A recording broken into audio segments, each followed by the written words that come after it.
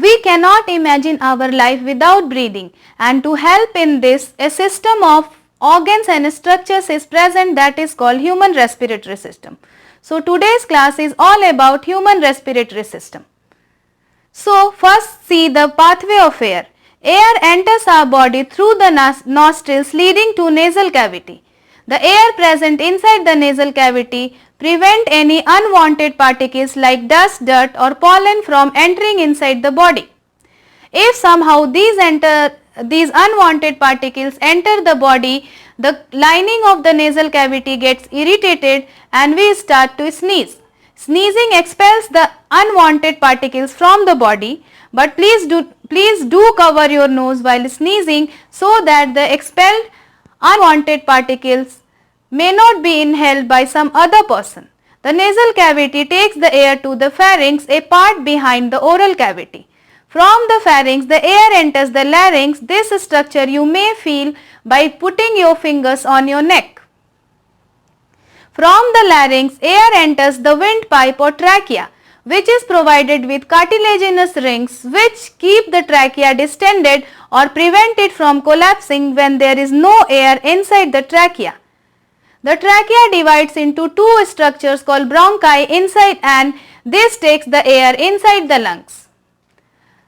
This structure is called right bronchus, which take the air inside the right lung, and the left bronchus, which take the air inside the left lung. Lungs are the main organs of respiration and they are surrounded by ribs. Lungs are present inside the thoracic cavity, the floor of which is made by diaphragm. Diaphragm is the muscular structure which separates the abdominal cavity from the which separates the thoracic cavity from the abdominal cavity. So let us see what happens during breathing or respiration. Actually, in breathing or respiration or external respiration, two structures help. These two structures are called ribs and diaphragm. So what happens during inhalation? During inhalation, ribs move up and outward. You may see the ribs moving outward and upward, and diaphragm moves downward. You may see diaphragm is moved downward. The upward and outward movement of ribs and the downward movement of diaphragm increases the space inside the chest cavity so that the air rushes in the lungs and the lungs are filled with air. And during inhalation, what happens? The ribs move down and inwards. You may see the inward movement of ribs here. And diaphragm is moved upward. Due to the downward and inward movement of ribs and upward movement of diaphragm, the area inside the chest cavity decreases and the air rushes out of the lungs.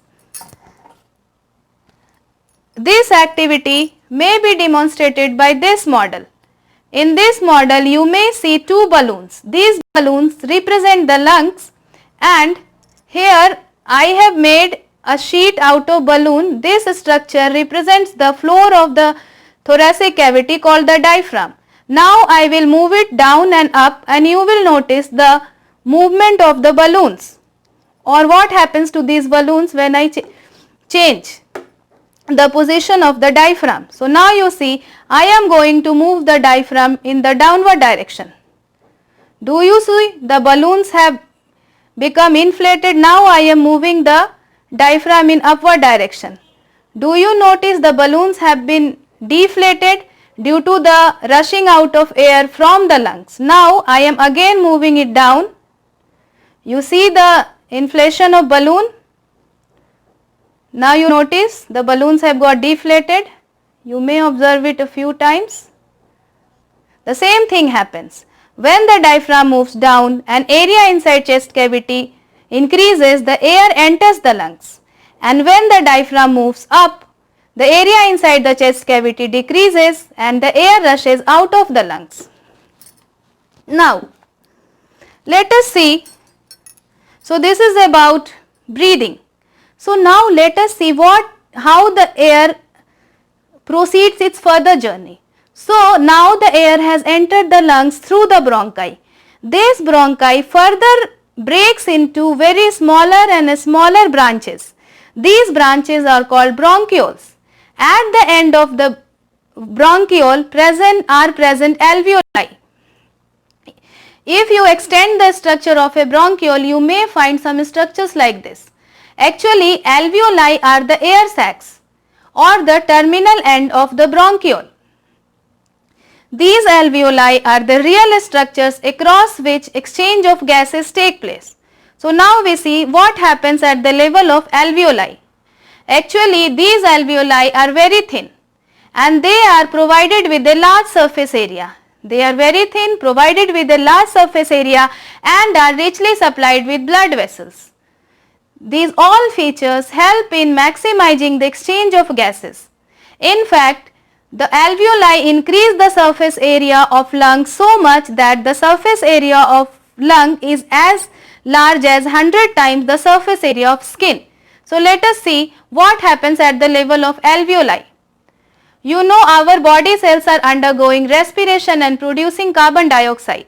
So this carbon dioxide rich air with the help of blood vessels and blood capillaries reaches the alveoli, and we have taken oxygen rich air inside the alveoli. So what happens? The blood which is carrying the CO2 rich air from the capillaries, CO2 comes to the alveoli, and from the alveoli the oxygen diffuses to the capillaries which is taken to the different cells of the body where respiration happen.